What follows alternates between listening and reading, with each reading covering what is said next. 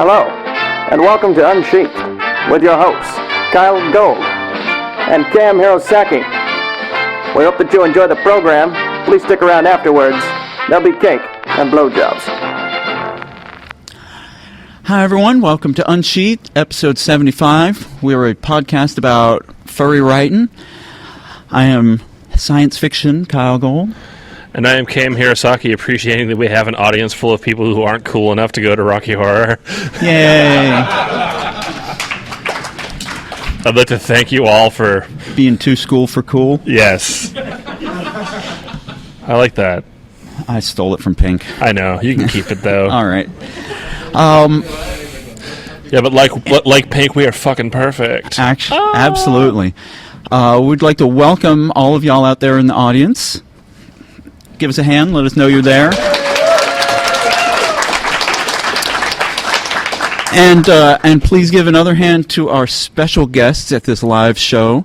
To my left, we have Zia McCorgi, author of Save the Day. Yo. Hi, everybody. And to his left, we have Cyanni, author of Seeing Spots, Beyond Hallowed Walls, Above Hallowed Walls, Around Hallowed Walls, Underneath Hallowed Walls. I'll probably use them for book titles eventually.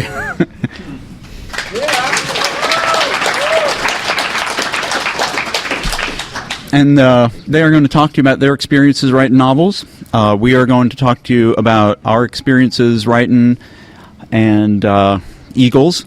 And we're going to answer. We're going to answer your questions. I thought football was over, Kyle. It's not about football. You have so much to learn. That's certainly true. Because I certainly don't learn my lessons. No. Not even the ones that life tries so hard to teach me. Our beverages this evening have been supplied by Cyanni, who brought us a Central Coast Rabbit Ridge Cabernet Sauvignon. And for comparison, by the way... a Crime Against Nature, which is fine red wine blended with the taste of Dutch chocolate. I've got to ask, is it really fine red wine? But yes. It is not. Yes, really? It is. Really? But it is not recommended to mix it with orange juice, apparently. I did say, speaking of the Rabbit Ridge Cabernet Sauvignon, in between the Australian wines that I had at the live show at Further Confusion, provided by TJ Fulf and Tempa Cougar, my editor Buck Turner provided me with a Rabbit Ridge Syrah, which was also really good. So was it a Shiraz and not a Syrah? Okay. And semantics. And as we are in Texas, I am drinking Dr. Pepper with Imperial cane sugar. No corn syrup. It's from Dublin. I have not tried not it. The one in Ireland. I have not tried it yet, but I've been assured that it will both give me a headache and keep me awake for 24 hours. So, cheers, y'all.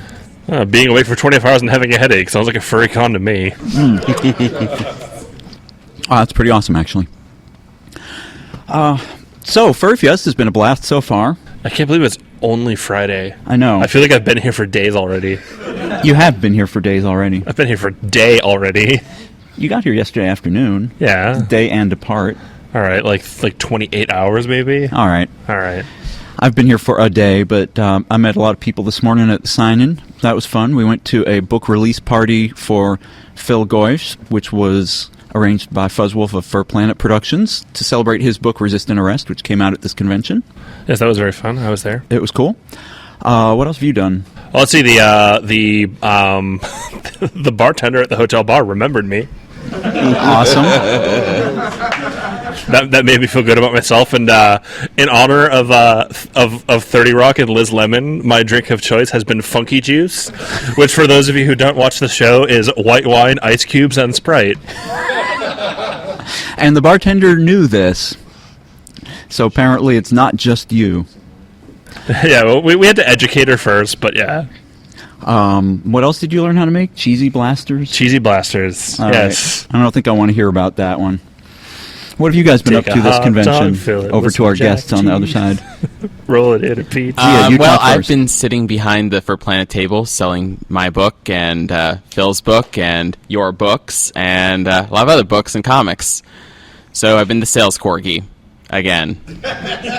Which is awesome. Over to you. Okay. I've been at a table right next to the Fur Planet table, selling my books, selling hardcover comics, and signing anything that anyone hands me for any reason. So there's your lesson, kids. Become a published author and spend all your conventions behind a table selling your book. Where you're awesome in your own special way. You're beautiful. Don't You need more I wine. won't.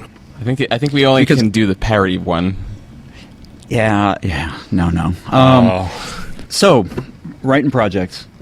So, I've had some good progress on Summerhill, and yes, that's my novel in progress. So, for everyone for the last 10 years who's bugged me to write a novel, can in about a year from now shut their mouths finally. It's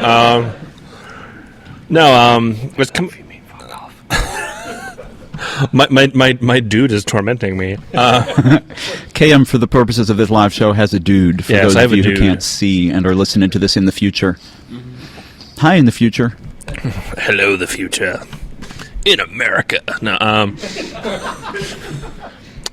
actually I've my imagination brain has been kicked into overdrive. I actually have a lot of really good ideas for stories I want to write, and the only question about when I actually stop to write these is when I lose momentum on Summerhill. As it is whenever I go out to write, it's like, oh, I have this and this and this and this to get through, and it's good to be like internally motivated for a change instead of just being externally motivated. Which is cool. It's a great place to be. It is a good place to be. Otherwise, I just have like Kit look at me shamefully until I'm just like guilted into writing. Yes, which doesn't always work either. No. Yeah, I finished earlier this week, actually. My goal had been to finish a draft of my next novel before I came to Furry Fiesta, and I finished it on Monday, and then I finished it again on Tuesday. And I'll probably finish it on Monday one more time. I keep having ideas. The beginning is so different now from when I started out, but actually it might end up being 2 novels, which I've said before. But anyway, this is my 1815 alternate history Magic Fox set of novels, which is going to be a lot of fun, at least for me.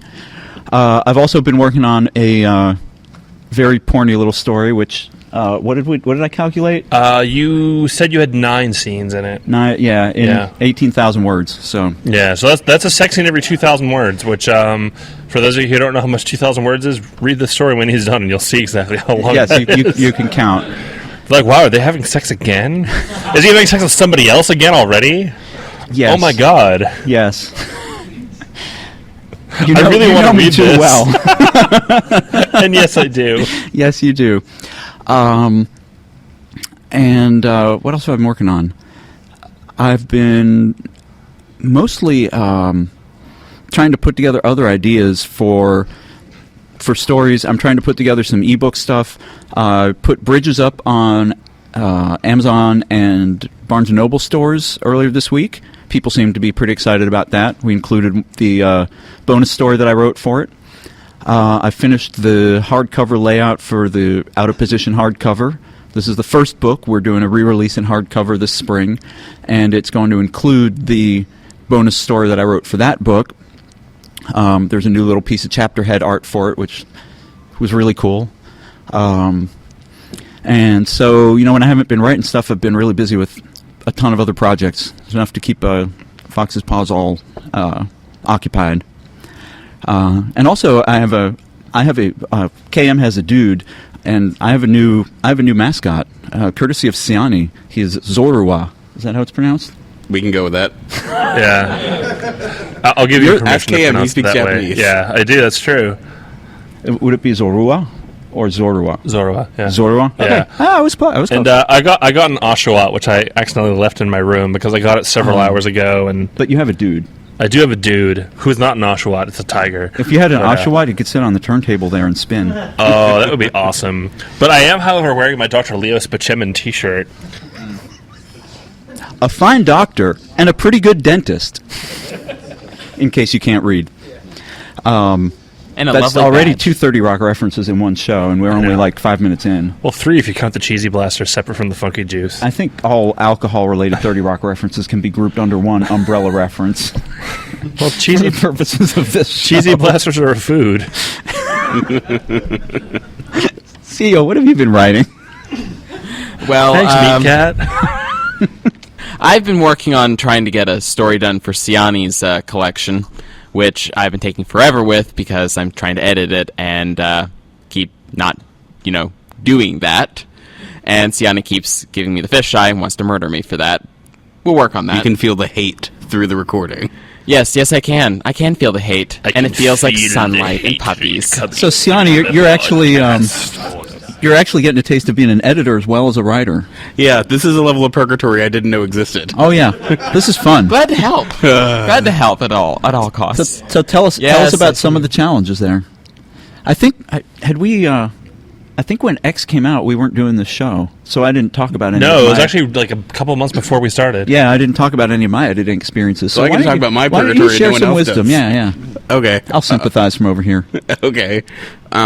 Well, I figured it would be like herding cats. Uh huh. Rather than herding cats that all live in a 6,000-mile stretch Yes. and all live in different time zones, And all have been drinking Imperial Cane Sugar Dr. Pepper. or just copious amounts of alcohol. And tea. It's like, I can get that to you in a week. Are you sure about that? No. Well, it's been 2 months. Well, I'll get it to you in a week. I never promised that. No. This isn't. I'm just saying, I didn't he promise is actually- anything. he I is- said it would take me a while. He is It was funny, he's I was about- actually I was about learned to ask a very if he good was rule of talking. being an editor, which is that when you talk about authors, you never name names No. unless it's something good. The funny thing is, I was about to ask if it was who I thought it was, and then that person waved from the audience, so I think I'm right.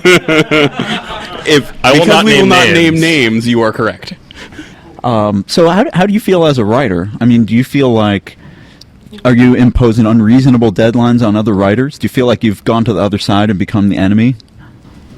I'm going to go with no, but only because there wasn't really a deadline at first. It was the get this to me as soon as possible. Okay. And then about 9 months passed, and I was like, you need this to be in my hand within X date. So you've learned another rule of being an editor, which is firm deadlines. Yes. Oh my God, yes. Lie about your deadlines. Yes. Also, firm deadlines that are actually like a month before your actual deadlines, Yeah. or 2 months if you can do that. Yeah. So to clarify for everyone, be like Scotty in Star Trek and you'll be good. Oh my God. So, are you actually writing anything, or are you mostly working on trying to get this anthology together? That's my main project right now. I'm also working on a couple of short story collections. Cool. In that every time I want them all to be thematic, and the problem is I can't get enough in the same theme to put together because half of them will piss me off enough that I don't want them anymore. Gotcha. And I'm working on a new book set in the same universe as the Hollowed Walls books. What's it going to be called? Perpendicular to Hollowed Walls? You are a bastard. It has nothing to do with them at all. Antithetical to Okay. Hallowed Walls. We're going to get all metaphysical with our prepositions. Maybe it'll be the start of a new series. It'll be like the above hallowed roof, Maybe. below hallowed floor, Schrodinger's basement. around hallowed window. That's All right. one nice window. Yeah, it's hallowed. What else do we have to ask these guys since they're on the show? Since they're on the show, how badly do we want to embarrass them? I mean, Oh, sky's the limit. don't tempt me. I'm trying to remember how I made Zia turn red last year at Fur Oh, you just had to Fiesta. look at me and I turned red. I remember. Yeah, it was actually working on the story for Cyanni. Yeah. Oh, to that's get that right. thing done. Yeah. That's right, because I remember what you were looking at for that story. Do you in fact see what he did there? Yeah, I kind of did see what he did there. He is turning a nice shade of red too. Yes, I am. He's matching the wine. For those of you Exactly. For those of you at home, I am turning a very lovely shade of red, I'm sure. So we've talked about our writing experiences on this podcast, and you guys each have written novels. Just sort of briefly talk about what was the thing that surprised you most in a negative way and in a positive way about writing your novel, your latest novel. Okay. Because the latest one is my fifth one. Right. That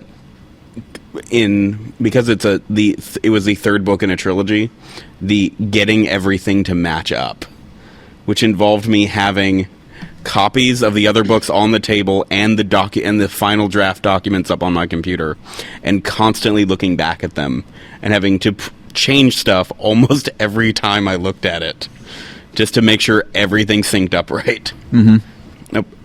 A positive would be that I draft and edit so much faster than I did before, where I did 3 or 4 full revisions in the course of a week. Mm-hmm. Where at the first book it took me 3 months. Yeah, and I think one of the things about revision, and we always recommend that, of course, people get in the habit of doing it, but it's like any other skill. The more you use it, the better you get at it. The more certain patterns start to become natural, and you start to recognize these flaws that you put into your first drafts, and we all have them. We all have these things that we do.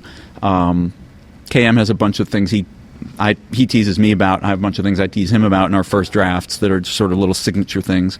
Like I use a couple all the time. Apparently, starting to makes Kyle want to punch me. No. This tube. That's tube. That makes not him tube. want to punch me. Your comma then comma. No, I'm aware of my comma then comma. I'm like hyper aware of this, that like whenever I use the word then, I stop and I'm like, this isn't a comma then comma construction, is it? And I have to like reread the sentence. And if it is, I like flagellate myself. I've made you paranoid. Yes. Like me with eagles. Okay, like seriously, like you've been mentioning eagles all day. I'm going to derail the podcast and make you explain this. It's all foosball's fault. If you're a regular listener, It's not of the Deshaun podcast, Jackson's A fault. lot of things are foosball's fault. Name something that's not foosball's fault now. they have a lousy Well done, air sir. attack.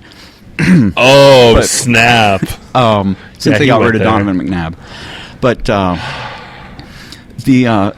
mentioned Michael Vick cost me my fantasy season. he mentioned to me casually a couple weeks ago that Mongols used to hunt foxes with eagles.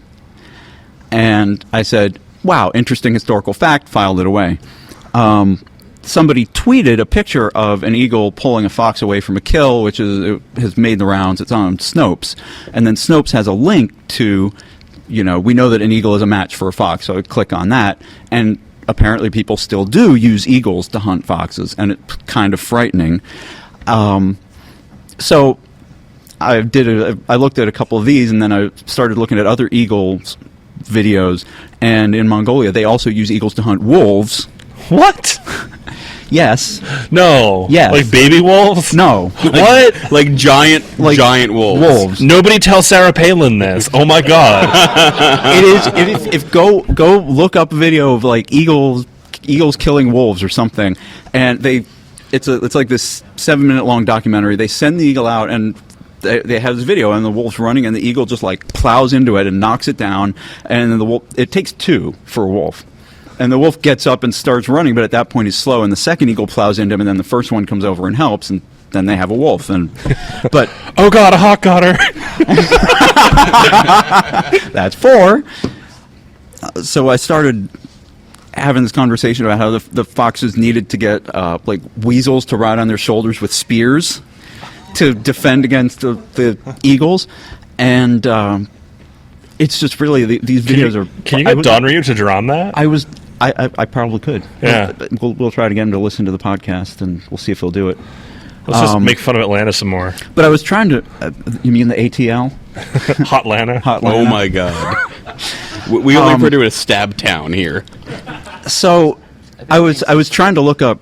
I was trying to look up videos of like foxes killing eagles because I thought maybe somebody caught that somewhere and I could look at that and it would make me feel better, but there aren't any. But I did find another video. How would that make you feel better? Oh my god. Revenge. It probably wouldn't. I just wanted to see if it was out there. Equal time. But I did find a video of eagles killing mountain goats, which they do. I tweeted a link to this one, and it was like eagles are bastards or something like this.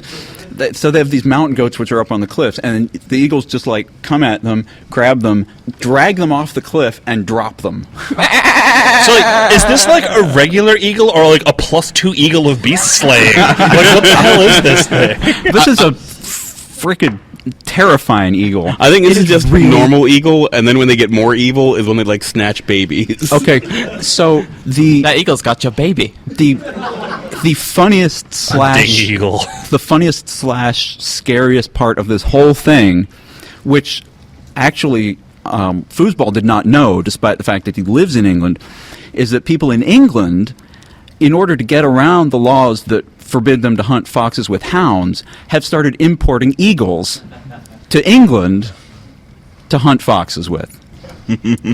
And so I said I wanted to see some like drunk guy on Dover get dragged off and dropped by an eagle somewhere, because I think that would just make my day. Oh, Dover. Little puffs of white as he hit all the way down. Oh, southeastern England. So that's the deal with eagles. They're terrifying, death from above.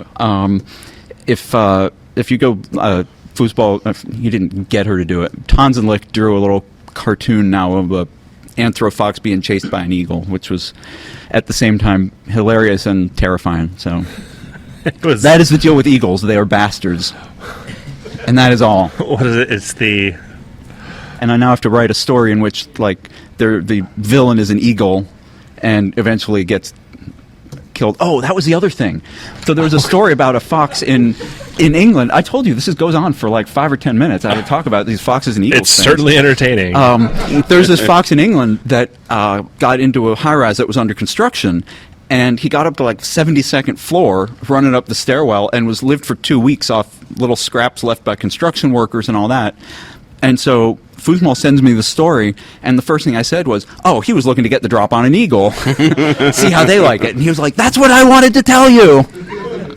So it was everything relates back to that. What is it? The perverse and often baffling behaviors Yes, of eagles. perverse and often baffling.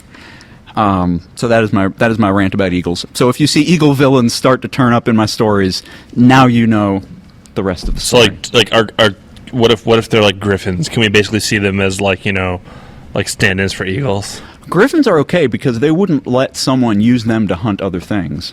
Oh, because they're too like They up might on still be themselves? bastards. They're too noble yeah. and majestic. But they're Right. bastards on their own behalf and not But- someone else's. Exactly. So That's the difference between Darth Vader and the Emperor, then.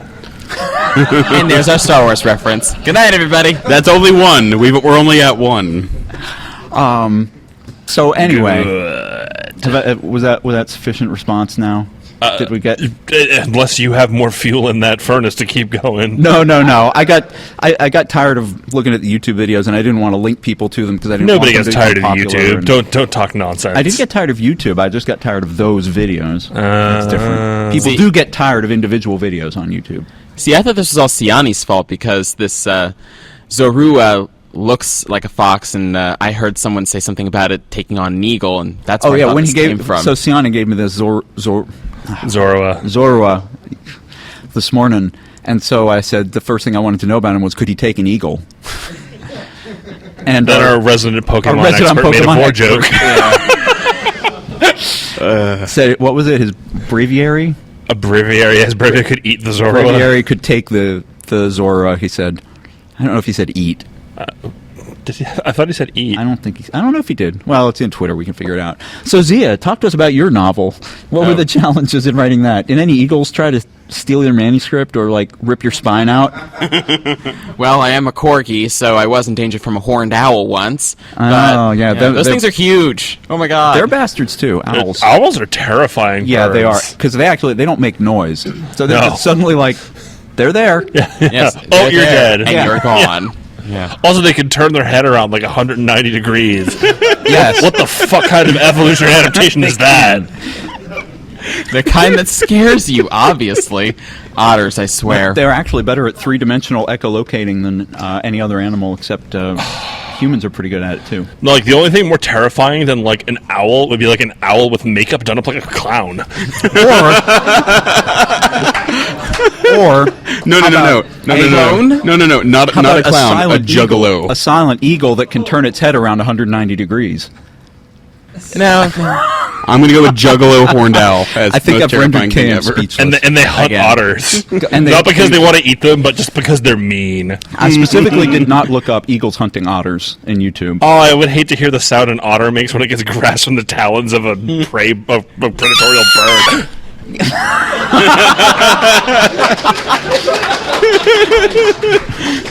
Why do you know that? Get off of my show. I know it because I'm a corgi. No, Just talk about your book. I'm Sorry, drinking my I'm stuck wine now and crying to myself for the next 2 minutes. See? So now that I've got control of the microphone again, hi. Yeah, I think the biggest challenge for my book. And this is gonna, Wait, that's what we're still talking about? I'm it trying. kind of is. It kind of is, yes. So the biggest challenge for my book was kind of shocked that anyone actually wanted to read it. No, seriously, I didn't think anyone would want to read this thing. I just started writing it for the heck of it and trying to improve my writing skills, and somehow it became a book. So that was kind of a shocker for me. It's all Cyanni's fault. Yeah. Yeah, I'm going to blame him. Well, that's fine because you were sending me like early drafts and like early stories. Yeah. Like you realize everyone will want to read these, and you're like, no, they No, won't. I thought they wouldn't. I just was posting them on my live journal on Fur Rag to ask people to tell me how to improve my grammar. So, shocker. So what was the hardest thing about the book? Well, I think that the hardest thing to overcome was the idea that people would want to read it. But okay, I was counting that as the positive surprise. Oh, that people yeah, were interested yeah. in it. Okay, yeah, that's true. Yeah. Tell us the sad part. That's what I'm interested in. Yes. He's stuck for an Okay, and ending there's to so many Summerhill. things you're interested in. Anyway, Don't do this to me, Kyle. God damn it. You son of a bitch. yeah. Okay, so gee.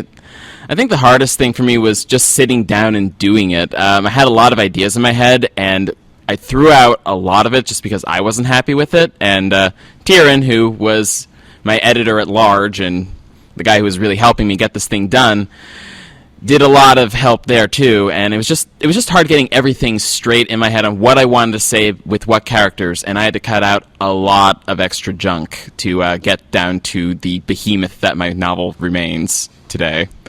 It's seriously oversized at this point still. It's like 1.5 isolation plays. Wow, is it really? Yeah, It's yeah. like over 200,000 words, I think. Oh. Yeah, okay. 250,000. So, Whoa. So it's yeah. So, in case Wow. anyone's curious, though, Isolation Play, the hardcover, which they're going to be selling tomorrow for Planet's Table. Really, yeah, that's only of use to people that are sitting in the audience. Yes, People I know, People but- at home are going to be like, "Damn, we missed it." yeah. Sorry, people at home. Why Well, wasn't I I'm in a sales Texas? corgi. I have Yeah. to. I have to. Say something about what's Fur Planet selling and its special bargains. Yeah, you could actually bludgeon someone pretty hardcore with that Isolation Play, and I'm pretty proud of that. 'Cause yeah, I feel a nice heft with this book. The amusing thing is that the soft cover is only like a few ounces lighter. Yeah. It's not. Yeah, but you don't get the feeling with the softcover that you could kill a man with it. Oh, I'm pretty sure I could. I'm not denying that, but that No. hardcover it feels like if you hit someone on the side of the head, they will not get back up. depends on how you've been trained. That's true. Yeah. That's Or if true. there's an eagle on the cover. Well, I think eagles If an are. eagle dropped a copy of Isolation Play, Oh god, I want this to be on the Mensa test. If an eagle is swooping down at a 37-degree angle and drops a 2.1 pound copy one of eagle dropped a Isolation mountain Play. goat off of a cliff at 120 Okay, miles we'll an just get hour. off eugenics cast, and If Zia McCorgi is reading a copy of Isolation Play while at the bottom of the White Cliffs of Dover, and he can read 203 words per minute, How many pages can he read before the copy that the eagle drops lands on him? and the answer to that is up to you. the answer to that is math is dumb. Yeah, I'm pretty. There's a reason we're all writers. I'm pretty sure though that if Confused wanted to, he could probably take someone out with bridges. Pretty sure. All right, well, we've talked for a while about subjects both relevant and very non. What questions do you guys have? What do you want to hear us talk about for the next, 5 minutes left? Something like that? Okay. Yeah, they can't be about eagles, everybody. You only get one. It certainly can be about eagles. Aw. You're not the boss of the podcast. How many calories are I know. My short legs stop me from becoming the leader. I just wiggle helplessly. How many pounds can an unladen eagle carry? Hi. Sorry, it was cheap. I didn't know you were drawing something. Yeah, that's all on me. Oh, I see. Oh, you. The Can you draw the seventh Doctor as a jackal? Because Yes. Sylvester McCoy would totally be a jackal. Can you draw? No, Can you draw? Can you draw the master as an eagle? and it's all gone full circle. Oh my now. god, I can see that, and that's Yeah. terrifying because I know you don't even watch the damn show. Yeah, David Tennant would be a fox. I could definitely say that. But I say Sylvester McCoy would be a rat, personally. He's my favorite, so I say rat. So Okay. what are you drawing then? Okay, fine. I want you to draw a. Don't worry, I'm only glaring at her. I want you to draw a martial arts wallaby. There. All right. And make sure nobody mistakes it for a kangaroo or you're fired. Or a rabbit. Which martial art? Oh, that's easy. I would like Kayapora. I think it's pronounced capoeira. Unless you're talking about Kayapora, the talking owl from Ocarina of Time. That is frightening. But no, okay. Hold on. That's a Star Wars, a Zelda, and a Doctor Who reference in 10 minutes. Yeah, that was Wow. really Dude, impressive. I earned that reference. You kind of did. Okay, Aikido. There. Aikido. Can you do Aikido? No? Okay. Wiley Farrell can do Aikido. Yes, he can. My art history teacher was a Kayapora master before she became an art history teacher. Do him in Capoeira, a fine. do him in a martial arts robe with a black belt. Wallaby. Is an eagle. I mean, we've come full circle. No. The master as an eagle. His martial arts wallaby is separate. Yes. Okay. Yes, they do, and they're adorable. I'm almost afraid to ask now. Who else has a question out there in the audience? Oh, joy. Right up here, up front. Save the Day was a really awesome book. I ate it up, and I've been bugging you about a sequel. Can you give us an idea what it might be about, and will there be any equine characters in it? Okay, actually, I can say definitively, yes, there will be an equine character as long as Tyrion doesn't cut him out. But that's... So, give that a 24% chance of that. I am working on the sequel, the real sequel. First, I'm also working on a collection of short stories. The sequel itself will be set in St. Louis and will be dealing with two brothers. So, actually, I'm going to say there aren't many characters from Save the Day who are going to reappear in it, except for the ones who do. And, yeah, we'll just go with that. That is a true writer answer. Yeah, well, I'm sorry, but I can't tell what these guys are going to do at this point. It's kind of crazy. It's a murder mystery, and they're all doing crazy things, and there's a taser and a frisbee at one point, and, yeah. Yeah, a frisbee taser. Together at Frizzer, last. if you will. A Fraser. A Fraser? Yeah, a Fraser, yeah. No, it's Frasier. And I should know, I'm Frasier. That's There five. we go. So yeah, that's the best answer I can give at the moment without really painting myself into a corner. No one hold this against me. Next. Yeah. Zia, were you aware that a wallaby is basically a tiny kangaroo with a bigger ass? Yes, I was. In other words, baby got back. Will Peacemaker the Aikido using wallaby be in your next book? I'm hoping he's going to be in the collection of short stories. Actually, he's a supervillain. So there we go. Is his name Wallaby Darned? No, but that would be awesome if it was. Oh my Gee, god. It should be. Yeah. You're welcome. I want 1 cent per copy. No. That What questions? bitch. Not time yet. Oh, did I jump the gun? Yes. Come on, I told you guys to come prepared with questions. Oh, here we go. This guy. Oh, B-Hop can be on deck. If B-Hop wants to get into question asking position. B-Hop, check into the scores table. As niche writers, what kind of demand have you seen for ebooks? Ooh, ebooks. I think I am You're the furry ebook master. the only one. Do you guys have ebooks up of your things? I don't have an ebook up yet because I don't trust them. My publisher from the audience is shaking his head no, so it's apparently a no. So I've been doing a lot of experimenting with ebooks and the various markets. A couple interesting things. Demand for the ebooks has been surprisingly steady. I saw particularly a jump this January because I believe this Christmas was finally a tipping point where a lot of people started to get Kindles as gifts, give Kindles as gifts to other people. Really, when I put them up, I thought they would be kind of a novelty, and I certainly didn't think that the demand would be as steady as it's been, and it's been relatively steady. It's gone up a little. It's started going up somewhat in the last 4 to 6 months. And again, the more titles you put up, the more likely it is that someone will be looking for one specific title, will find it, and then will find other ones. So I think that, from my personal perspective, the market kind of builds on itself. I recently had a couple reviews of Out of Position and Isolation Play in I kind of want to say mainstream gay romance site, although I'm not sure what mainstream gay romance is. Yep. Mainstream gay is kind of, non-furry gay romance site. Comparative.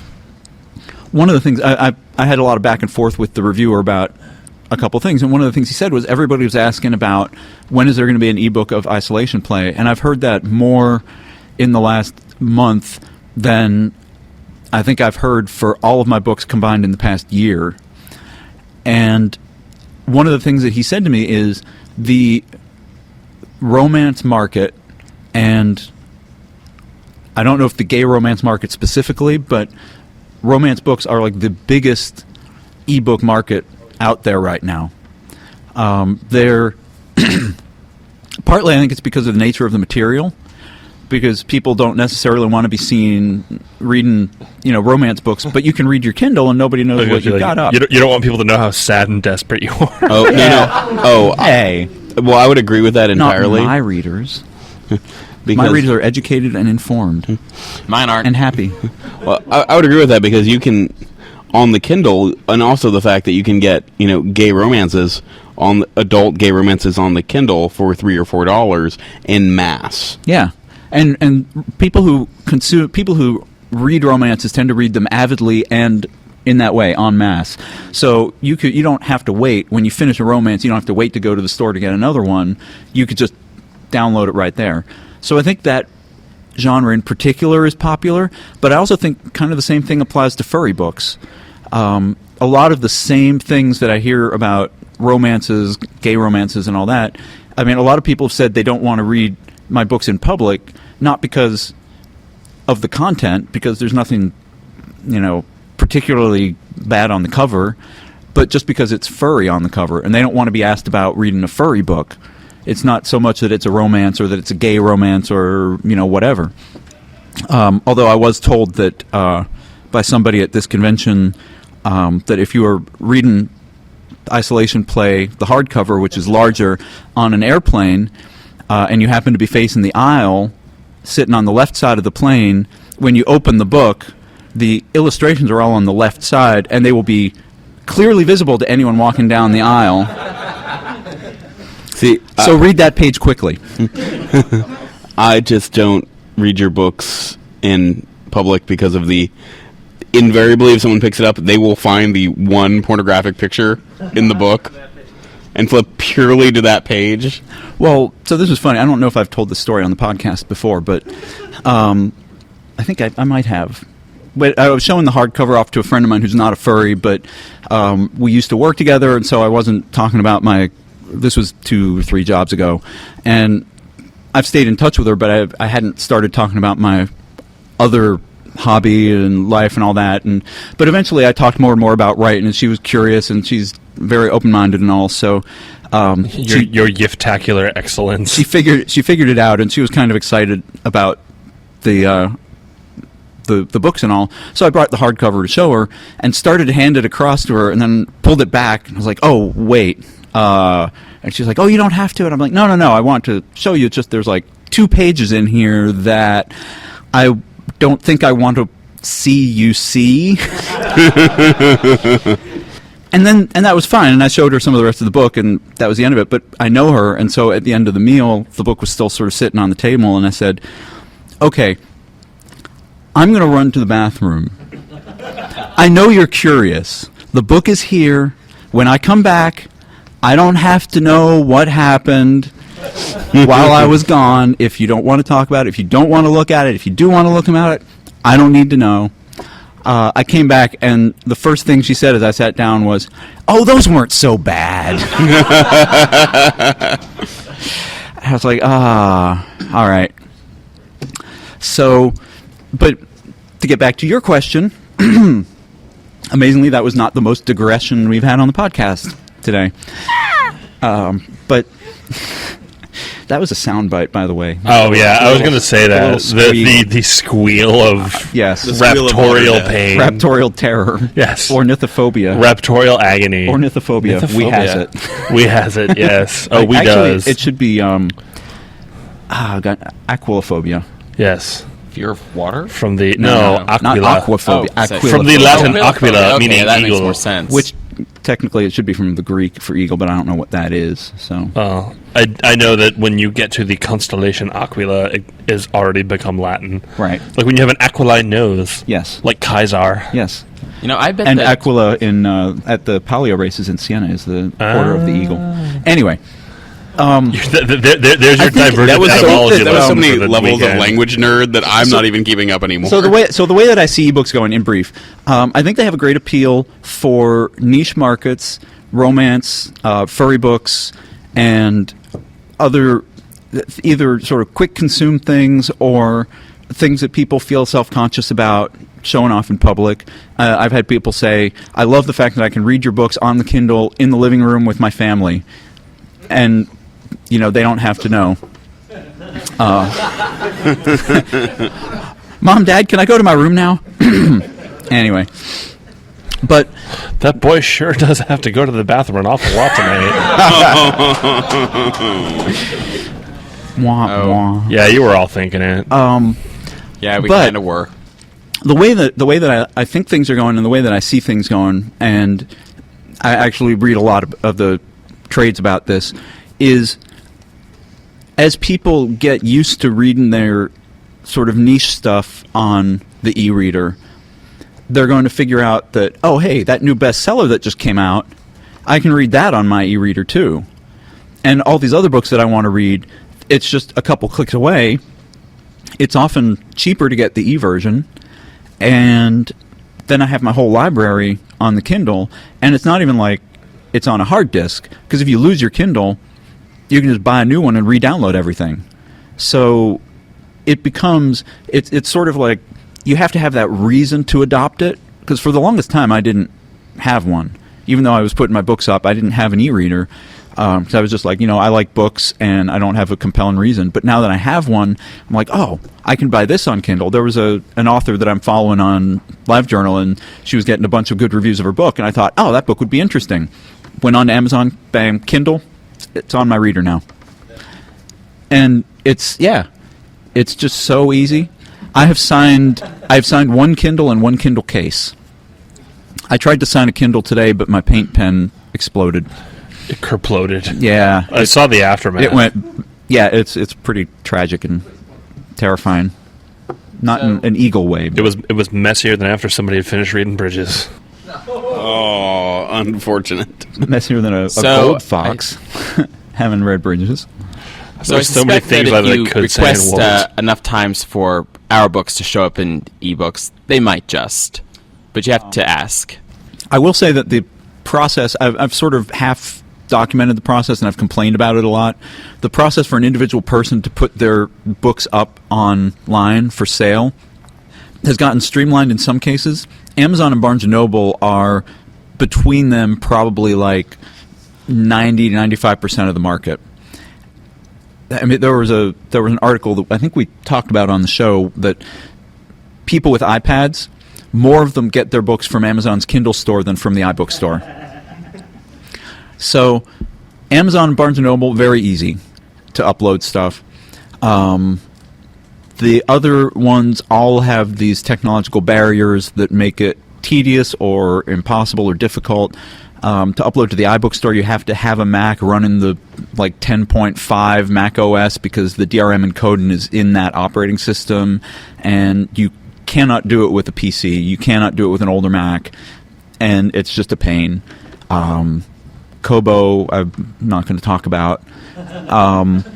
Google has its own issues also, which is surprising because they're usually pretty easy. But there was just a thing this morning, actually. Google Books is going to start selling directly through the Android market.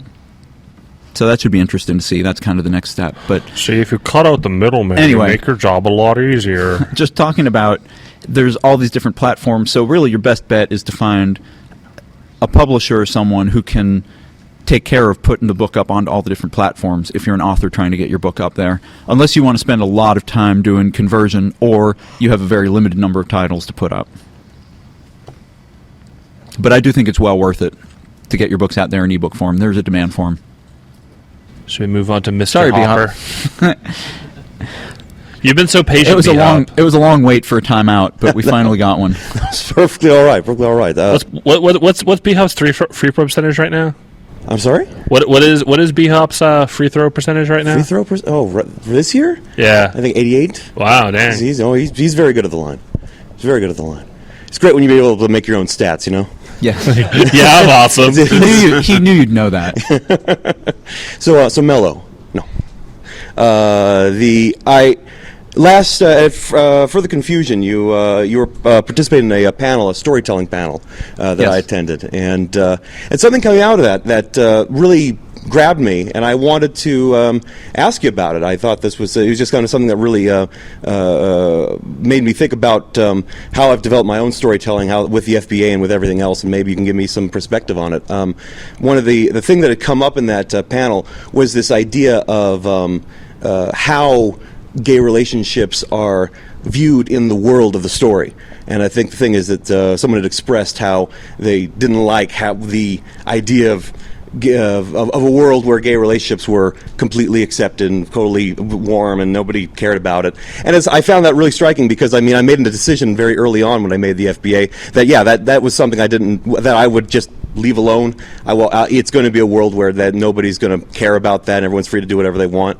And in my mind, it was more for the opportunity to say, being a sports world, I wanted to just make sure it was. Basically, I didn't want to make it an issue. I didn't want it to be something that would come up and interfere with, free throw stats. It's all about the game. It's all about the game. Exactly. But it hadn't dawned on me until that panel that maybe there was something offensive or irresponsible about having a world that was like that. Maybe that was being not respectful of something that was important to, I'm sure it's no secret to you that, I read Out of Position because it's a sports book, not because it was a gay book. And You're not the only one. I had somebody who was like, man, I just love those football scenes in isolation play. I kept wanting the football to go on and on. What was Kinkett's reaction again? Whoever football's the hardest wins the football. This was back when they were illustrating Out of Position. Kinkett was reading the book and on the way back from some trip or another, and it was football season, and she said, I read your book and it made me really excited about the game of football, and then we landed at the airport and there was football on television, so I was all excited to watch it, and I sat down and started to watch it, and I discovered that the game is really dull and boring and your book is full of lies. Bravo. Which just goes to show that even part of Blotch can be wrong. And I was like, that's because they weren't furry. So you mentioned basketball, right? Oh, of course. Good. Okay, good. But no, Nobody can prove anything. To address the point at hand, most of my own fiction falls into either like contemporary or like near future settings, or it's outright science fiction. And I like to think that any sufficiently advanced society would come to the realization would no. Wow, you went there. Thanks, Kyle. Yeah, well, you started the construction. So according to Kyle, gay people are magic. Wait, no. My fox is magic. Yes, he is. Stop it. I would like to assume that anywhere that like got to where we are as a society now, if we look forward, 20, 50 years from now, it would be a non-issue to us, and then beyond that, it would just be something that people would take for granted. Like, hey, some people are gay. All right, whatever. I don't think that it's a disservice to write in a setting where it's not a big deal. In fact, I think that, it's sort of like the Gene Roddenberry approach, like where when he wrote, Star Trek, it's like, in the future, I like to think that, like race and gender and sexuality just aren't going to be issues anymore. And, he was writing that during the 60s, and at the time that was a really big deal. And that ruffled a few feathers. And I think that to write about settings where homosexuality is a non-issue, I think that on the one hand is like positive reinforcement, and I don't think that necessarily is paying a disservice to the fact that in reality now, like, we don't quite have that. And certainly if you are going to write a story where that struggle is an issue, like a lot of Kyle's books are, I admit that that's not really an issue I tackle myself an awful lot, but that's just because the stories that I'm telling don't deal with that as a theme. I just want to interject that I was very happy this week that we are getting closer to that kind of society with the federal government's reversal of its handling of the Defense of Marriage Act in courts. So that was very cool. Absolutely. Yay. And didn't Maryland make a decision on that, I heard? I've not heard of decisions that have been handed down yet. Okay, because I heard that Maryland had come forth to say that they were going to go along with that as well. Oh, okay, cool. Yeah, which I guess brings us up to 4 or 5 states now, or? Yeah, I don't know the exact tally. I'll have to look that up. I actually had a couple of Canadians asking me, it's like, so how many of your states do allow gay marriage? And I'm like, not enough of them. Yeah. I wanted to just sort of say real briefly, I think it depends on the story you're trying to tell. If the story that you're trying to tell is about overcoming prejudice of any type, I think it's permissible to, or it's, to your advantage to have a setting in which the gay relationships are viewed negatively. You could do a story about prejudice.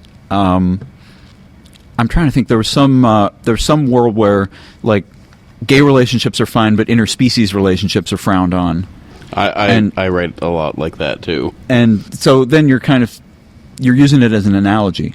But if the relationships are not the focus of the story, then I think it's perfectly fine. And our gay books are like that because I didn't want to make the relationships the focus of the story. So just gay relationships are fine, and you just have to deal with the fact that if you're a noble, you have to have kids and etc. So, go on. Right. Okay.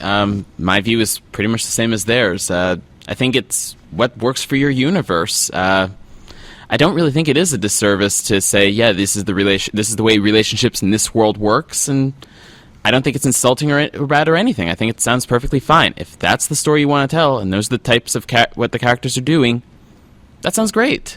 It's the stories you want to tell, and I think the focus for your FBA stuff has always been on the game and the drama in the game, not on the drama of some random issue like that. I just don't see this as a thing that you need to worry about myself. Cyanni? Yeah. If the story, I'm going to agree with. I know this is a complete unanimous vote at this point. If it doesn't matter for the story, if the story isn't about that, then there really isn't a problem with making it acceptable.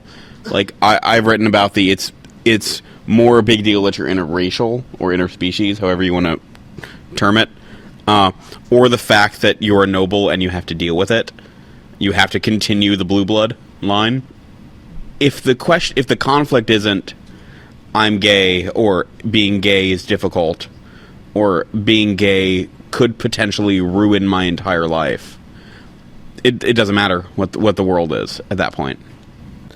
I'd like to say 1,000 Leaves, I think, is the one you're talking about. In that one, it was interspecies relationships are a bit frowned upon, and I don't think anyone actually gave much of a quirked eyebrow to gay relationships. I think the same thing for Seventh Chakra, too, yeah. I want to say, sort of as a real-world analogy to that, I had a friend telling me about a friend that she knew who was Jewish and gay, and his family were actually not as concerned about the fact that he was dating another guy as about the fact that he was dating a Gentile. That was the big deal. Like, that's, and this will be a mild spoiler, but I hope it intrigues people. That's the premise of my story for Fortune Teller's poem. Ah, okay. Well, there you go. I had a Japanese friend who was he was dating a Korean guy, and he goes, I don't know which of those two things are making my ancestors roll in their grave more. Yes. I'm sorry, not for Fortune Tellers, for another anthology. But, like, I've written, I wrote that story where it's, yeah, we don't really care that you're gay, but why are you dating a Christian? Right. Thank you very much. Really Sure. appreciate it. Thanks for the question. Good one. Next. Who else is out there with a question? Don't Husky, make there, us- Husky, there in the back. Ask a question. Husky is wearing an awesome bow tie and vest combination. Bow ties are cool, and I'm glad you're wearing it. There's a bellhop at the concierge. He's got a fez. Somebody needs to steal that for me, because fezzes are cool. I think that's where your fez went, Cyanni. Don't make me kill your fez with an alpha By the way, meson my burst. fez disappeared this morning.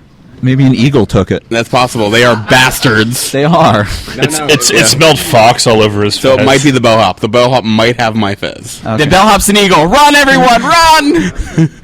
I do kind of have a question though, because a lot of the stories, even though they're taking a past and an alternate future, in a future or in an alternate universe where furry people are real, how much of a responsibility is it to portray gay relationships in a sort of way that most of us, the readers, can relate to them? Because I know for myself that I've been in my fair relationships that I kind of wish go the way of these works go, but have not worked out the way that they go. And I do wish sometimes that the acceptance could go to the level that the works are on, but I realize that it's kind of unrealistic to expect it to go that way. So where do you draw the line of the Realism I wish versus- it would be versus Right. this is kind of how it is in the real world, and you can relate to it as a reader? Yeah, like most of my stories that are about gay relationships take place within the gay community, and so it's like, okay, like, you have, like, gay man dating another guy, and like we have in the real world, like, okay, like most of their friends are gay, and so, like, within, like, the microcosm of the story, like the actual, like, nature of the fact that, like, oh, this is, like, what a relationship is like I don't really usually, like, pull the camera lens out that far to show how this reacts with the rest of the world. It's more, I tend to keep things really close to the characters, if that makes any sense.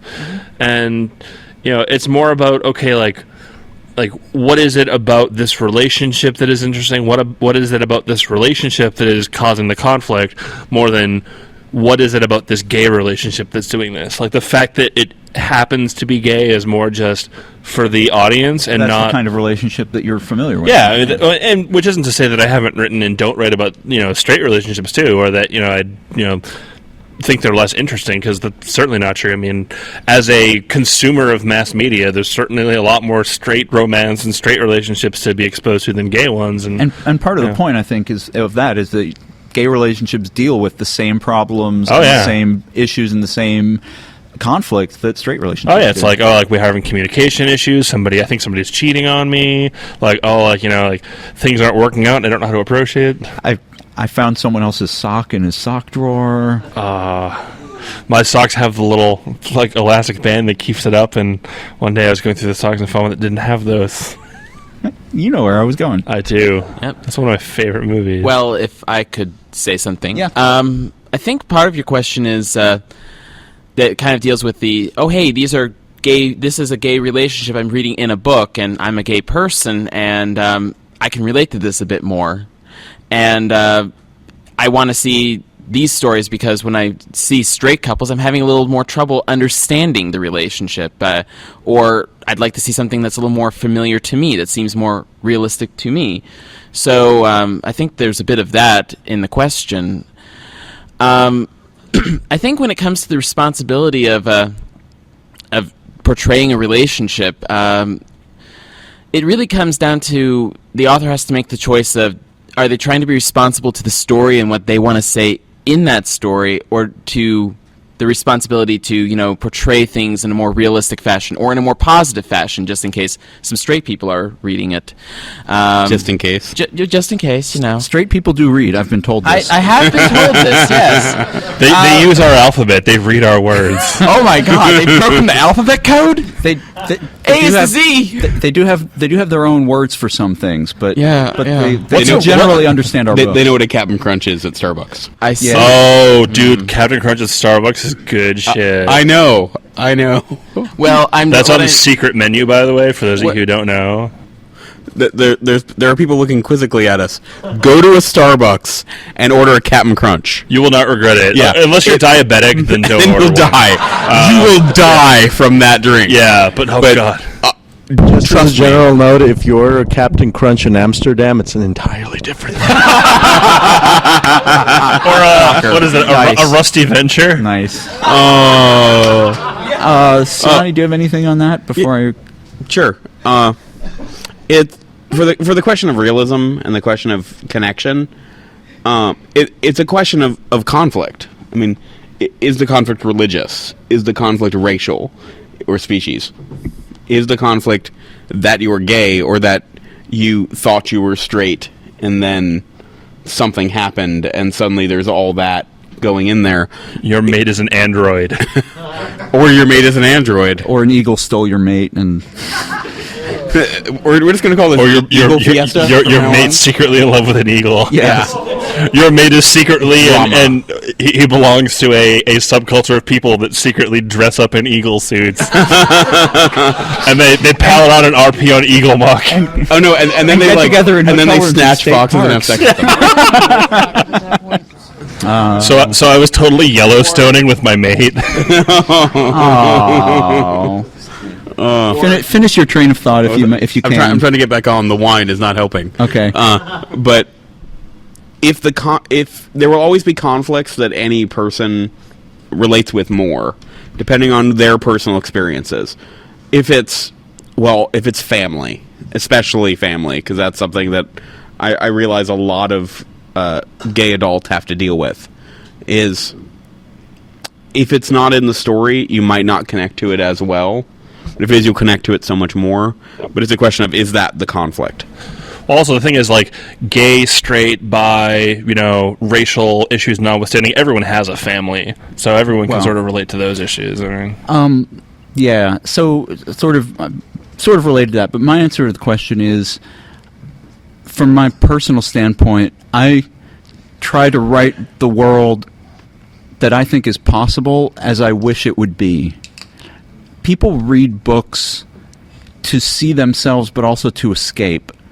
And I think writing something that's too tied to a realistic world is not as enjoyable for most people as an escape, not only in the sense of, oh, hey, it's a world where everyone is walking, talking animal people and, and whatever, but also in the sense that these problems that we're facing do have positive resolutions, do have positive outcomes, and there are things that we can do to make those a part of our lives. And these are characters that are overcoming those goals, or overcoming those obstacles to reach their goals.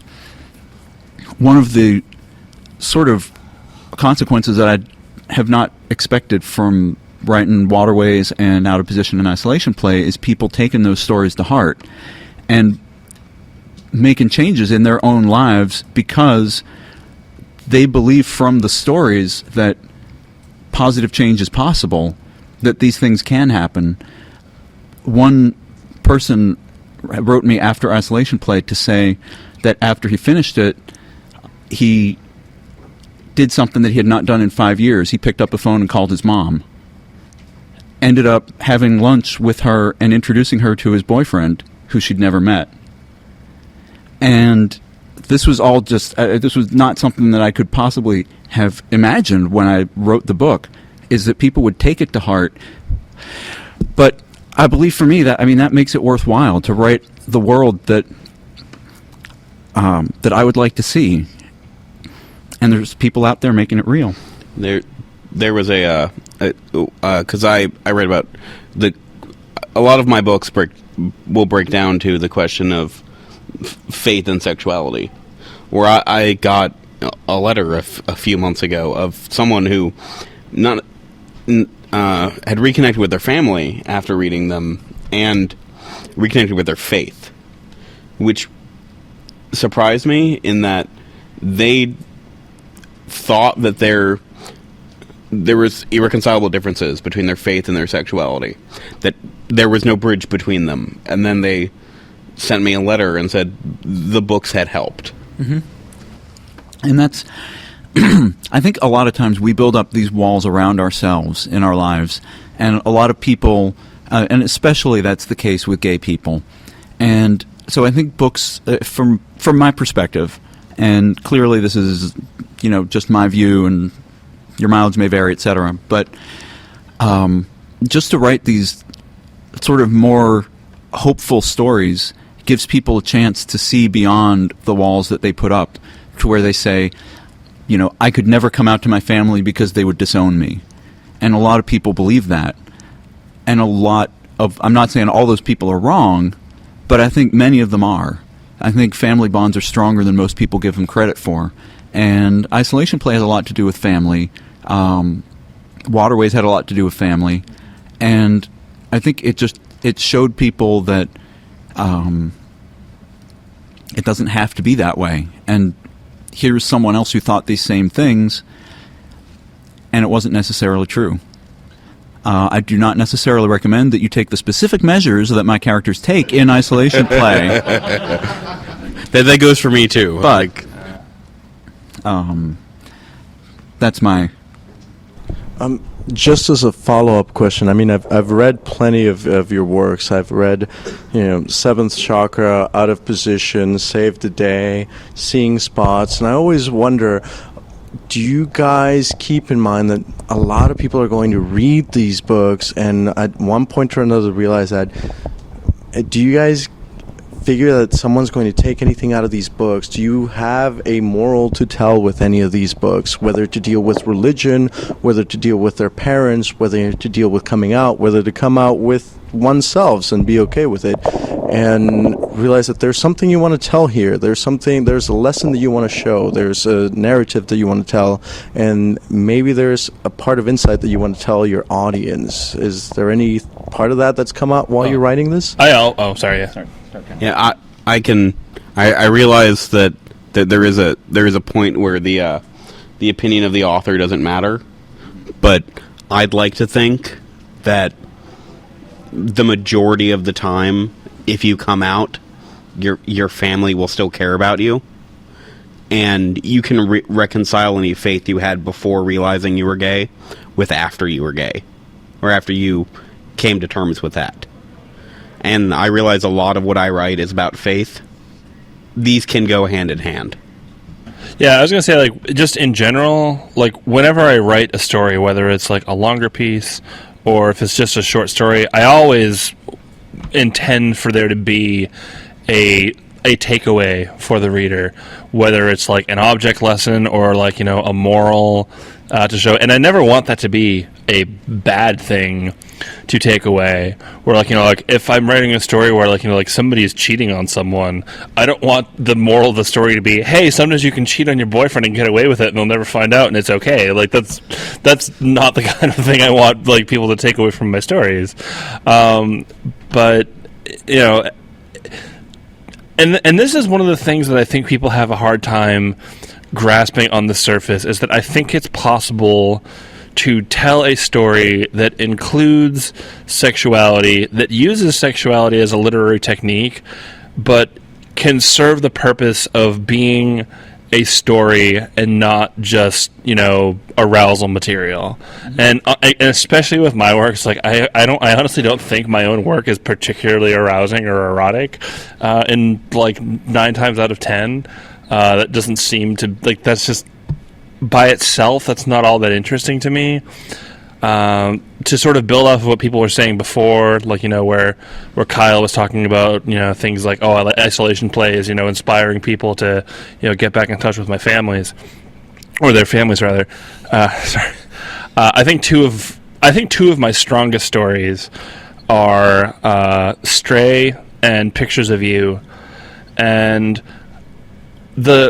one of the lessons that I think is, something to take away from both of those stories, among other things, but one of the things that those two stories have in common is one of the lessons is, just because you make a mistake in a relationship and just because you mess up doesn't mean that you're suddenly somehow like beyond redemption, or just because you slip up once suddenly everything is ruined. Because I think a lot of popular culture and a lot of media, especially like love stories and like romantic comedies, sort of seem to hinge on the belief that like if you don't do everything perfectly, then you have blown your chance and that like everything's ruined forever. And that's or at not least one of the true. characters in the movie has to believe that. Right. And as soon as they screw up, they're like, "Oh, I screwed up. She's never going to love me. I'm going to go eat worms." And then here's the next 30 minutes of that movie.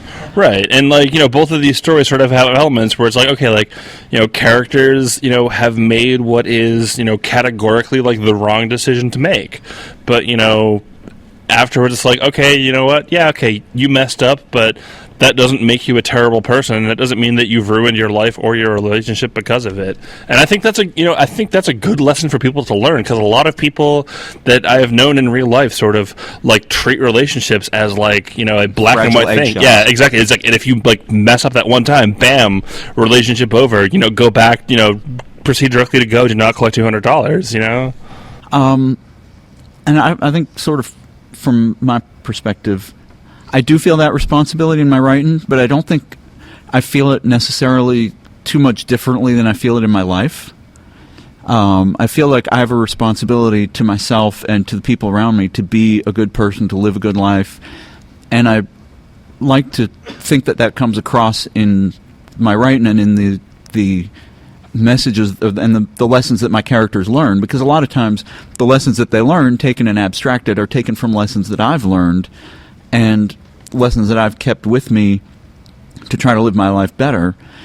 So I'm not consciously writing stories that say, this is a better way to live your life, but I'm writing stories that are hopefully interesting, that present a positive outlook.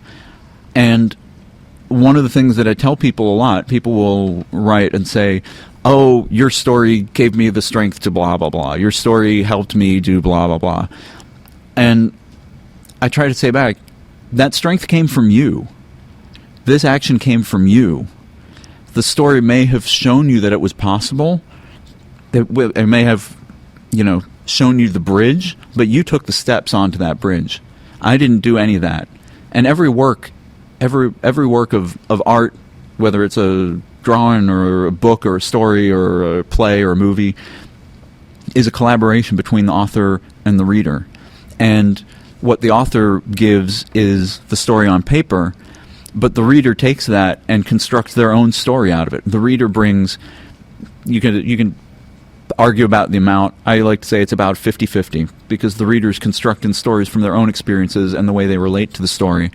And so whatever actions they take as a result of having read a story of mine, all I can do is be the best example that I know how to be. I'm not trying to write my stories to teach people to do something.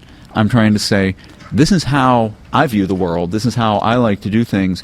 If you are inspired to go out and do things, then that comes from you. Whatever good people take from my stories and do, that comes from them. And that's the responsibility I feel, I think. Unless you, as the reader, interpret the story wrong. Yes. Catcher in the Rye tells me to kill people.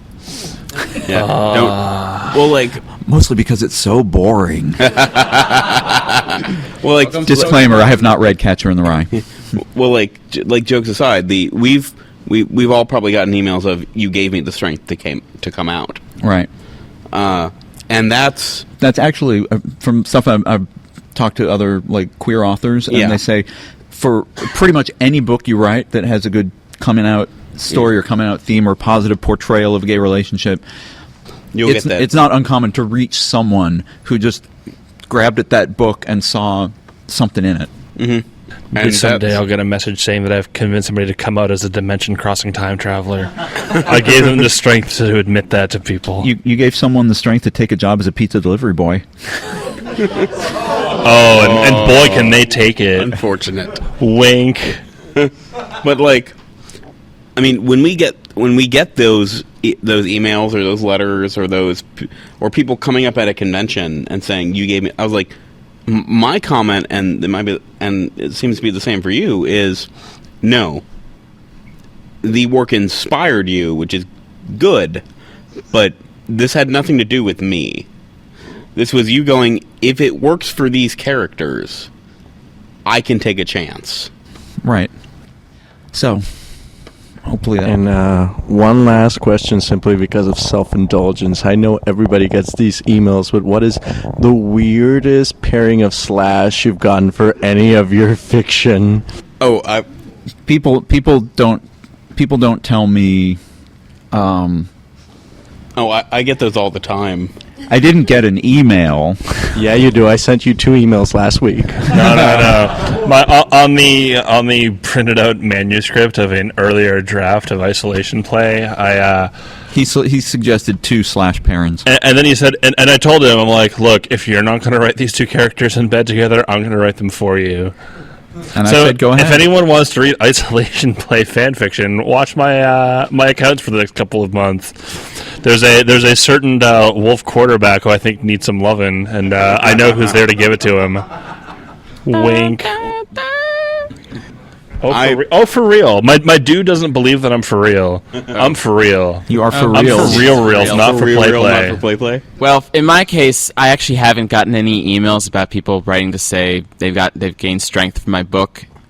And in your case, I'd be worried if they said that, because it would be like, I found a radioactive copy of your book and I gained lots of strength, and now I can flip cars. Go me! Well, go you, I guess. Yeah. Also, just real quick for both the audience and people listening at home, I just told my dude what my pairing idea is, and he righteously approves. Excellent. Go dudes. So, yeah, I haven't gotten that email, and I haven't gotten any weird pairings. The only pairing that I've gotten is the same one that everyone asks me to do, between a certain husky and a wolf. So, yeah. Dude, no love for Metal Gear? Come on. Yeah, it's strange. No one wants the bisexual to, get some action, but dude, straight guy, definitely. All right, officially requesting Metal Gear Slash, okay? Oh, really? Yeah. Okay. Cam, I have something for you after the after the cast. Oh, God. You did what now? You'll see. Okay, so no weird pairings on my part. Cyanni, your turn. All right. I get emails all the time of why didn't X and Y character have sex? Okay. And I was like, well, that character's straight. That doesn't change the fact they should have sex, is the email that I get. Be that as it may, Yeah. I want them to bone each other. Yeah, now. seriously. I get those emails all the time. And I assume it's because, well, this character doesn't have any sex scenes. Right. Therefore, I'd like for them to have them. Yeah, come to think of it, most of the emails that I get that propose weird pairings are not like this character / this character. They're mostly me / this character. Oh, no. I will say I don't get those. I get this this character who does not have sex scenes and this character that does. Yeah, no. Please combine them. I get like those. You already know the me / this character I want from your stories, Kyle. Oh, yeah, I know. I know like 3 of them. Hello, Boots. Wait, 3? Oh, yeah. Oh, We'll talk. None of them are eagles, right? Please Again, say no. full circle. That's like the third full circle of this podcast. I'm just trying to imagine an eagle swooping down on the back of an otter. now. There we go. Circling like an eagle. Yeah, and then carrying the otter up for a lovely meal. Man, I can never listen to the Steve Miller Band again. That's Oh, you've ruined Steve Miller Band for me too. And the Eagles. all right. The Eagles were ruined. Well, the for Eagles long at least ago. don't sing their name and everything. I'm so I can just say, gonna- it's Glenn Fry and Don Henley that band. I'm gonna have to just listen to a whole crapload of Boston after this. Oh, yeah. Kit is threatening to yank the microphone cords out now, so we would like to thank everybody for coming here instead of going to do the time warp. I would like to thank our guests, Cyanni and Zia, for contributing their time, expertise, and voices. I would like to thank our dude for providing the Imperial Cane Sugar Dr. Pepper. I'm sorry, Imperial Pure Cane Sugar Dr. Pepper. From Dublin. And I would like to thank Dublin, It's Texas, from for Dublin. making it. It's pointless, mindless vandalism. And you're Irish. I love the Irish. They're simply mad. Sorry. One of the Apologies to everyone in Ireland. one of the characters in the books I'm writing, the book I just finished the draft of, is Irish, so I like to be able to say all of his lines in the kind of the little Irish lilt, because he grew up in New York, but he's still got the Irish lilt to him, so it's quite nice. Kit likes when I do that too. If we ever need Scottish, we can have emergency Fuzzwolf. Yes, he can do that quite well. Emergency Scottish. He comes in on a parachute. In case of haggis break glass. If you guys are listening, we are doing live shows in the future at WonderCon in San Francisco. That's Rocky, it. Rainforest. Well, yeah, at least Rainforest. Rainforest in Seattle. And Fuzzwolf and I will be doing some kind of recorded media presentation, which I believe tentatively we're calling Not Sheathed. In which we're going to talk... Is that with or without a K? Those are two very important distinctions. It's Schrodinger's K. Oh. The act of observing the name changes it.